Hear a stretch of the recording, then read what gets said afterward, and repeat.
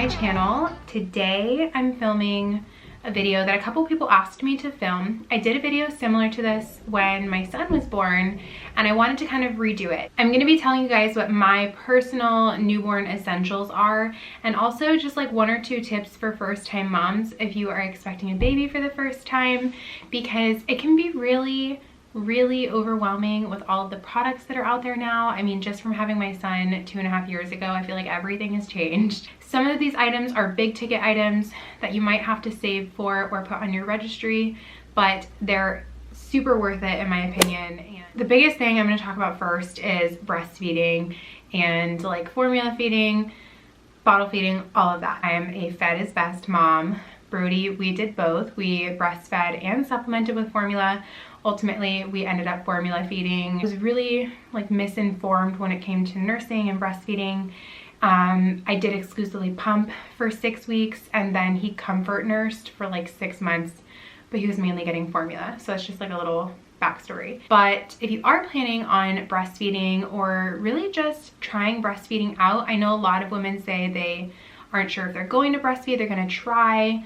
That would be my biggest tip, is to just try. And I think it's so important to have a pump. Now, people are going to say don't pump for the first month, don't pump till your supply regulates, yada yada yada. That's fine, whatever, but you're going to need a pump. So definitely make sure you get a pump before your baby is born. You do not want to be stuck without a pump once you have your baby, because those rules that I just said are just kind of like, they're not cut and dry rules. Sometimes you might need to pump. For example, Brody was born and he was in the NICU and I had to pump to literally get my milk to come in. And by the time I came home, we had horrible latching issues. And if I didn't have a pump at home, it would have been absolutely chaotic, and I probably would have just only formula fed from day one. So that's why I think it's important to have a pump on hand before your baby is born. If you have health insurance, you most likely qualify for a free pump. Now, depending on your health insurance, that's going to depend on what type of pump you qualify for. I've seen a lot of first-time moms in like mom groups and stuff not really know how to acquire that pump. They have said it's really difficult speaking to insurance, getting through to them. My biggest piece of advice is to use a website that is specifically designed for coordinating like through your insurance and getting you your free breast pump. There are tons of different websites out there. I'm only going to mention one because it's the only one that I've used and I have personal experience with, but it's called Aeroflow Breast Pumps. I'm gonna have links to everything under this video, so check it out. Basically what it is it's a website. You go in, you enter your due date, and you enter your provider's information. So your OBGYN, you just enter their name and I think office, and then you give them your insurance information. And I think it takes like a couple days, but they get back to you and they let you know, one, if your insurance works for them. So they don't take every insurance provider.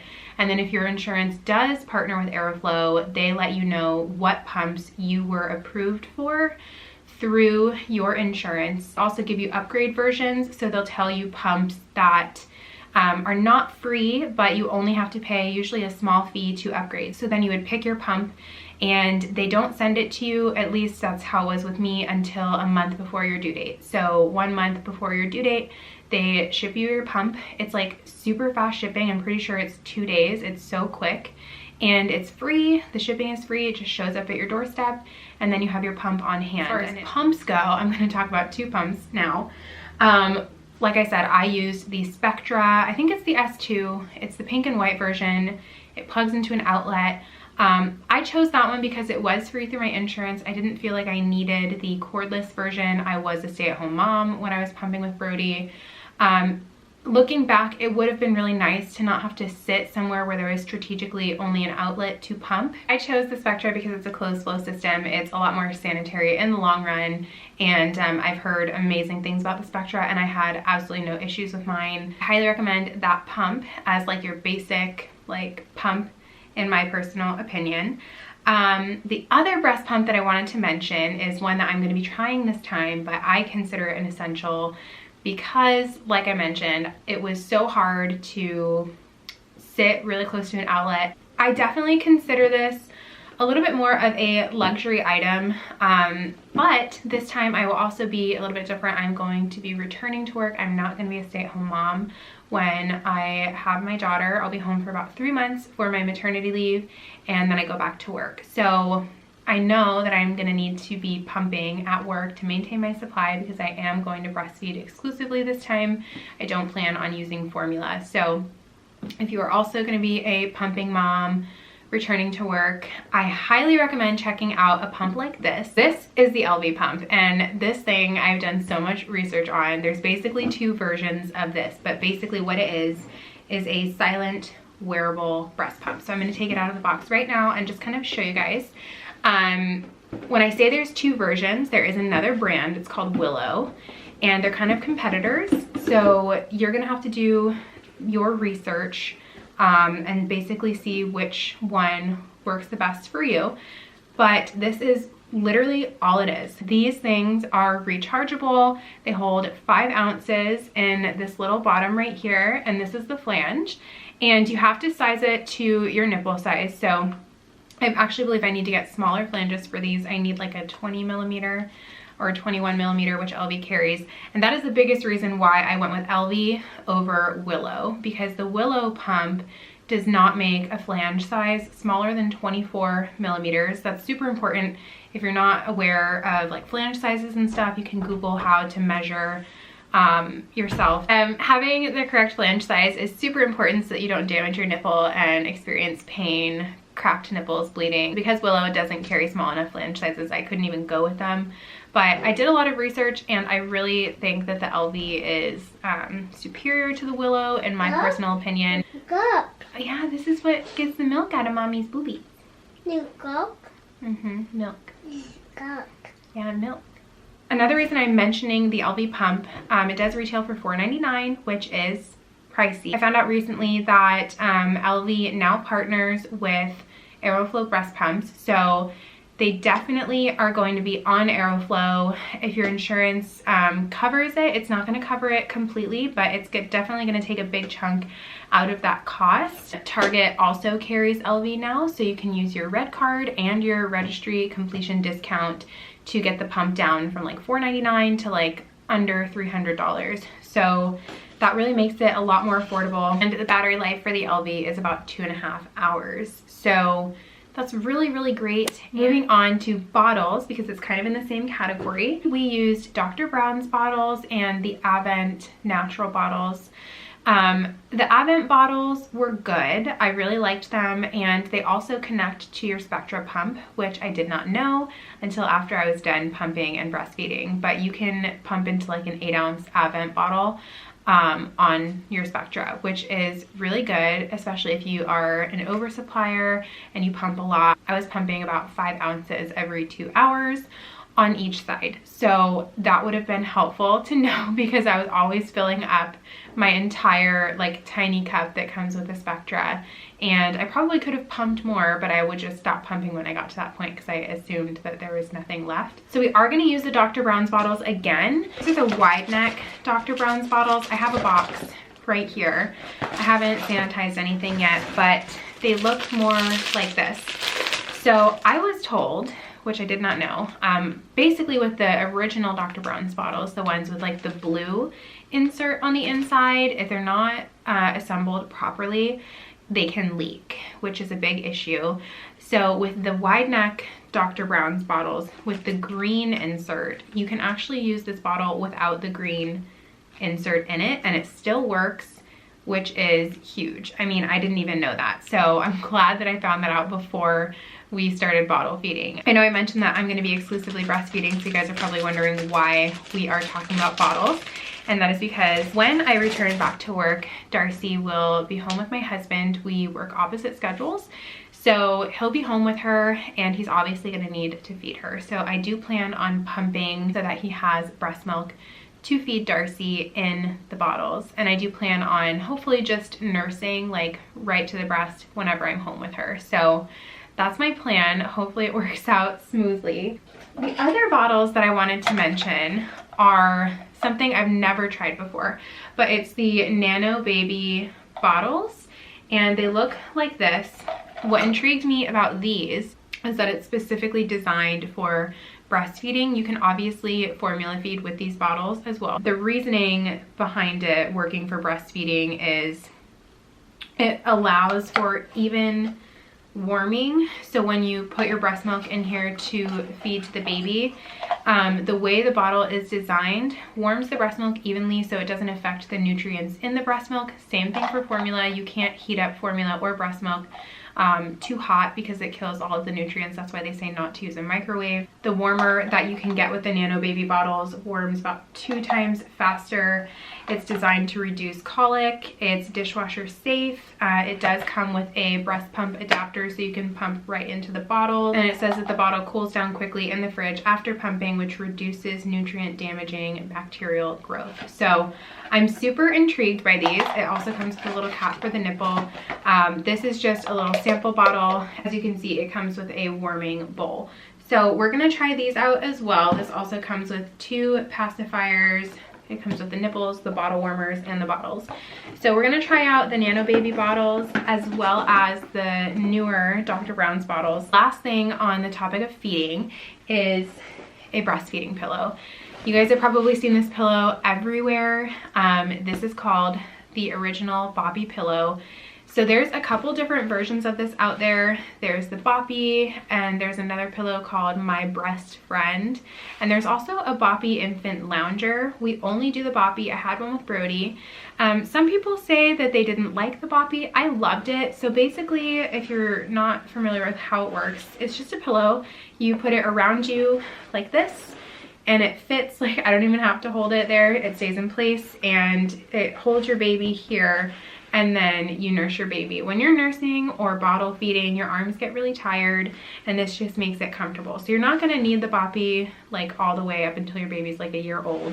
But it's really great for in the very beginning. It's also a great pillow for lounging and for tummy time. My next newborn essential is baby wearing. So not everybody is going to want to baby wear. There's tons of different wraps that you can use. There's different carriers. I'm just gonna mention one right now because as a newborn, you can't really use those like big, like heavy duty carriers. I guess you can, they come with newborn inserts. So I personally love like stretchy wearable wraps.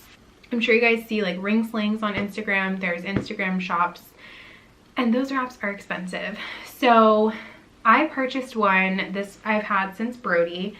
On Amazon, I think it was only $20. That's the cheapest I've ever found a wrap. It's really stretchy. It's called the Sleepy Wrap. If I can still find this on Amazon, I'm gonna link it down below. And it's gray, and it's very standard. Most wraps look just like this. You can splurge and buy a cuter wrap if you're gonna be baby wearing all the time and you want ones to match your outfits. I think that's why people get all the cute prints and stuff. But this is super basic. Gray goes with everything, and it does the job. It's super stretchy. You can look up videos how to baby wear, but you can do this as a newborn. Just make sure you are, you know, doing the correct hold, and make sure you're monitoring your baby because you don't want to incorrectly baby wear because they can suffocate. So that's a big safety hazard. But baby wearing is essential in the beginning, in my opinion, because if the baby wants to be held, maybe they're fussy when you put them down, and rocking them puts them to sleep, you can just wear them around the house. And you can also breastfeed in a wrap. You can look up how to do it. It's super easy. When your baby is born, most babies love to be swaddled. Not all babies do, but swaddling is super important. I suck at swaddling. I cannot swaddle for the life of me. And if you buy a ton of swaddle blankets, you might find that your baby can break free from the swaddle blankets, which is normal. And you're probably gonna need something more heavy duty that holds the baby in. They make swaddle blankets or like pods with Velcro or zippers. There's tons of different brands out there. I'm just gonna share with you my favorite swaddles. Personally, I hate the Velcro swaddle pods. They are very loud, and usually if you're swaddling your baby, it's because you're swaddling them when they're sleeping. And in my experience, I tried the Velcro swaddles with Brody. Yes, they get the baby nice and tight so they can't move, but then when you take it off, it's super loud, and it always woke Brody up, and then it would take forever to put him back to sleep. So I found these. They're the Swaddle Me pods. I'm not going to be buying new ones for Darcy. I saved all of Brody's. I literally have like 8 of these, which is more than enough, but you definitely want more than 1 or 2 because if your baby's wearing them to sleep, they're going to have blowouts in them. They're going to spit up on them. Brody absolutely lived in these things. They were amazing. They only make a newborn size. I have mostly boyish prints that Darcy will be in. Like I've got some blue ones with trucks on them. I really don't care. This one is more gender neutral. It just has green pea pods on it. And then I have solid green ones. They are so stretchy and they're so tiny. And they have a 2-way zipper, which is great for in the middle of the night for diaper changes. I would just literally put Brody in a diaper, in a long sleeve onesie, and then I would put him in this and he wouldn't sleep in anything else. He was warm enough. What was great about this is you can still have the baby inside of this obviously, and they can still put their hands up by their face. It's just inside this bottle. I'll find a picture and I'll put it right here of Brody wearing it. He loved them. On the same subject of sleeping, baby monitors. We have used and loved the Lollipop baby monitor for over 2 years now. Obviously when your baby's born, they're probably going to be sleeping in your room, but it's still good to have a baby monitor. Put him to sleep in the bassinet, especially if it was like early in the evening and Corey and I didn't want to go to bed yet. I would put him in there, and then I noticed that I couldn't see him or hear him, and I didn't like that. So I moved our baby monitor from his room into our room. And I love the Lollipop baby monitor. This is the one that we used with him. It's the only one we've used and I highly recommend it. But it has this silicone wand. You can stretch it around your bassinet and you can check on your baby from your phone. It is a Wi-Fi monitor.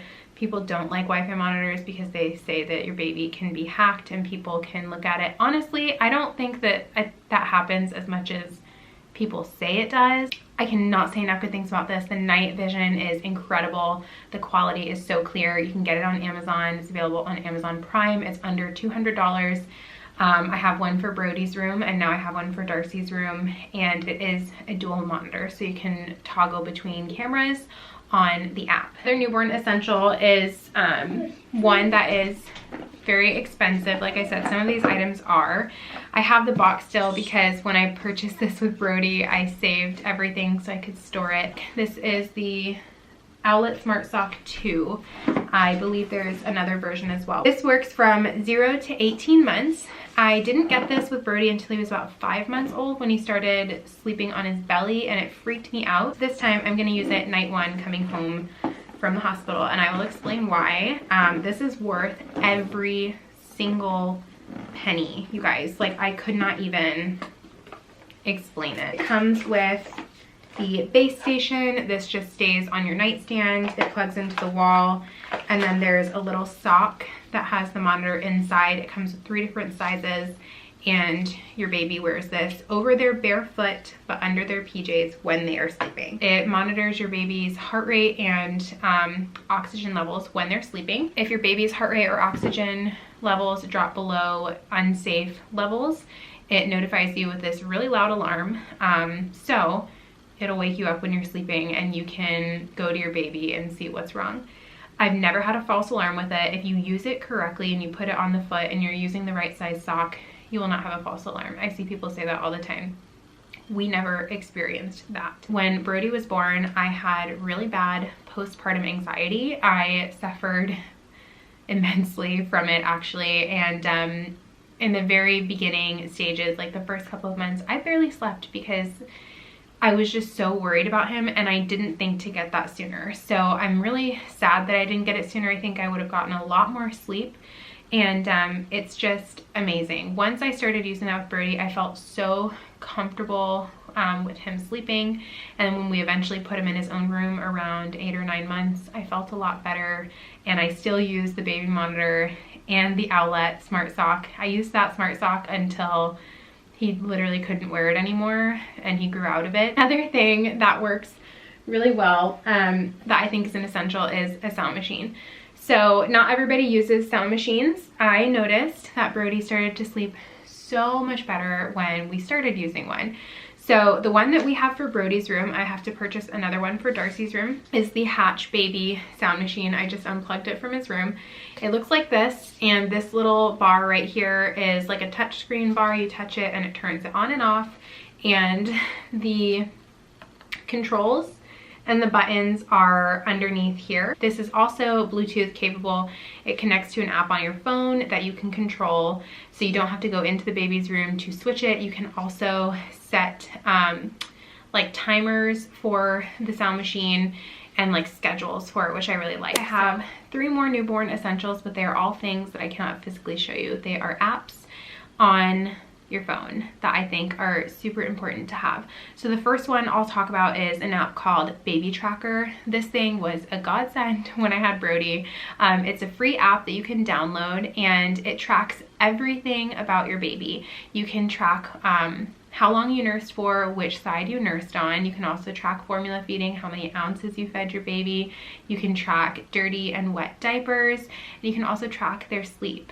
So if you're just kind of like a type A person and you really want to see things written out, you like schedules, you like to know. Another app is called Wonder Weeks. This app is great. It lets you know there's certain amounts of developmental leaps that your baby goes through. I think it's the first 1.5 years of their life. And it just lets you know when your baby is going to be a little bit more fussy and the reason behind it, like what is going on in their brain, what they're developing at that moment, why they're fussy, and different ways that you can stimulate your baby during that developmental leap. And then it lets you know when the leap starts, when the leap ends, and when to expect the next one. The last thing that is a baby essential is a book. It's called Baby Wise. You can download it on the App Store. If you don't want a paperback book, I believe it's $10 on the App Store. Or you can buy the paperback or hardcover version. This book is the only baby book and like slash parenting book that I read. And this thing was great. It is so jam-packed with knowledge on sleeping schedules, feeding schedules. It's essentially a like sleep training book, and it claims that you can get your baby to sleep through the night by 12 weeks. I don't fully think that it works for that. Maybe if you follow it completely, it will. Brody was a great sleeper. I did do a lot of Baby Wise tactics with him. It's really helpful, especially if you're a first-time mom and you don't know much about the way babies' sleep patterns are, the way they feed. It has a lot of helpful information on breastfeeding, on formula feeding, but the biggest thing that I liked about that book was it teaches you how to get your baby on a sleep schedule with nighttime and daytime sleep. So for example, when your baby comes out, they don't know the difference between daytime and nighttime because they've been in your stomach for 9 months. So your baby is usually awake in the middle of the night and they sleep during the day. So it teaches you tactics to teach your baby that there is a difference between nighttime sleep and daytime sleep. I highly recommend that book. I can't say enough great things about it. It's super informative, so you know, I can't sit down and like read the entire thing in one sitting, but there's tons of chapters to reference back to if you need it. But that is it for my newborn essentials. I am so excited to have a newborn again. I'm very nervous how life will be with 2 kids, but we are managing. I'm currently 33 weeks pregnant and I'm so excited. I'm definitely getting all of this together. I have to sanitize all these things. I have to wash all of her clothes. I plan on having my hospital bag packed in a couple weeks. So we're just getting very close. Hopefully you found some tips or tricks that can help you. If you have any questions or you just want to talk about any of these things because you liked them, leave it in the comments below for other people to see so they can read other people's experiences too. Make sure you check out all of the links down below. I'm gonna link every single thing that I talked about if you guys would like to read more about it or purchase any of these things for yourselves. As always, I love you guys and I'll see you in my next video. Yeah, you make me feel like there's no air left to breathe. Yeah, you make me feel like I can run on water. I'm picking up the speed. Oh.